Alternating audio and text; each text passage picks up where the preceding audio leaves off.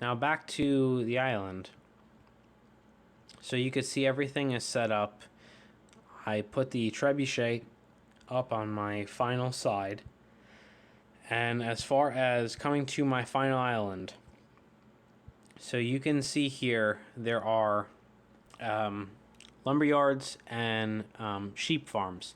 More or less, they provide food and lumber. In every guide that I've seen, it says just stack the 4 in the back. They do heal, technically. You don't want to waste that and put it on an island. And they say to put a unit basically in the back. Make sure that you have a unit there available. So what we're going to do is we're just going to stick a tower in the back there.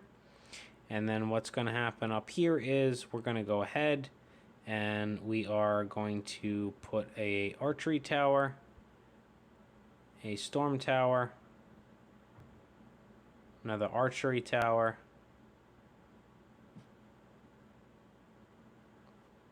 another archery. We'll move this archery, over here. And there we'll put a storm tower.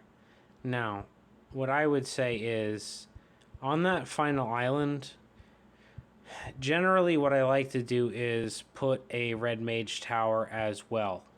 Here's the thing though, if they get to this final island, you're probably letting them get to 70%, and in my opinion, it really doesn't matter at that point.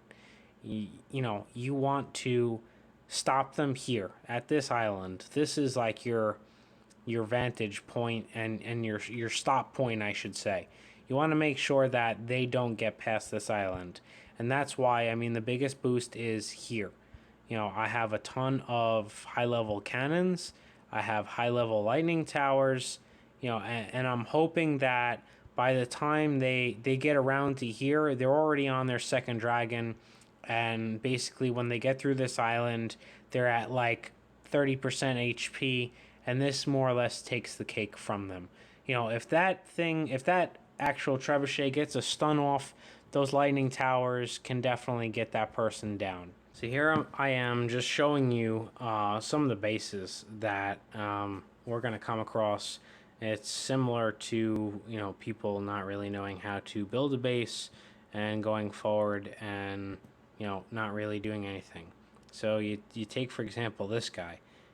You're looking at this base and you're saying to yourself, what in what in the hell is going on here?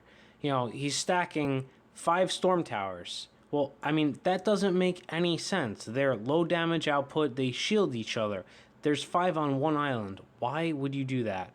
You have 4 ballistas and a storm tower.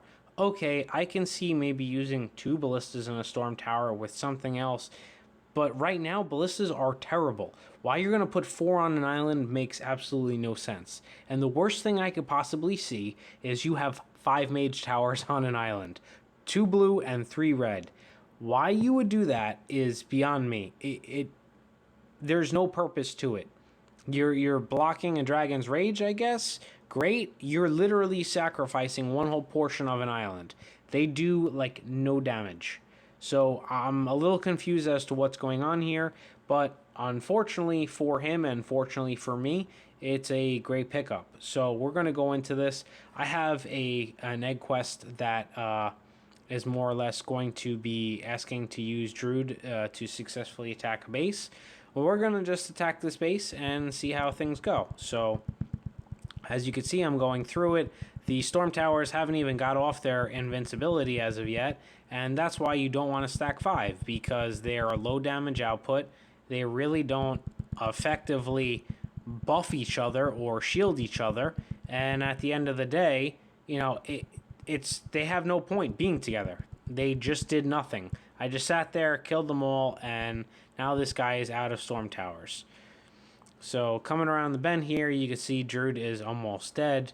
And we're on the lightning tower island. And you can see lightning towers, they amplify damage. They stack really well together. So, you know, definitely props for having 5. Now, if I had a dragon that had a freeze or chain lightning or something, which you're about to see, it's just bad news. I'm putting the freeze out, and it's not a high level dragon, but at the end of the day, now these lightning towers really can't do anything because they're frozen, and it's just pointless. Which is why in my video prior, I basically said make sure you have a red mage tower on there so that can't happen. And this I really don't get. You know, coming through and fighting these towers, it's just pointless. You know, it's you could see they're really not doing anything. They're just sitting there and they're blocking my rage. I mean, that dragon doesn't really have any appropriate attack. And then I finish off with Darja, who at the end of the day is just going to pummel the hell out of anything I hit because he's so high level. And now I'm just going to wipe the floor with everything else. And, you know, I mean, that's the general gist of it. I mean, you could see this is clearly a bad base. You know, it's easy for me to get through. It doesn't really do anything. If this were a PvP event, you know, and someone's defending this, I mean, it's still easy. It's really easy for me to go ahead and clear out. You know, I'm using Chain Lightning on this.